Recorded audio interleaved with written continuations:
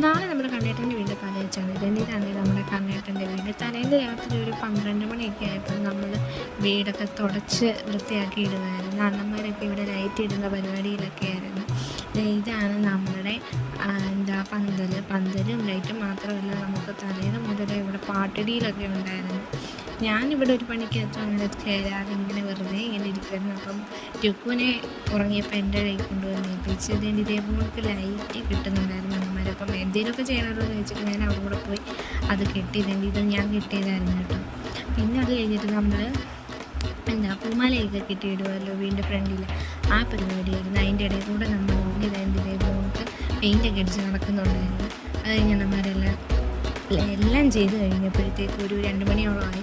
അന്നേരം നമ്മൾ ചേച്ചി ചോറ് കഴിക്കാൻ എടുത്തുകൊണ്ട് വന്നു. ആ കൂട്ടത്തിൽ ഞാനും അണ്ണനും എല്ലാവരും കൂടി ഇരുന്ന് മേടിച്ച് കഴിച്ചിട്ട് ഒരു 2:30 നമ്മൾ തിരിച്ച് വീട്ടിൽ പോയി.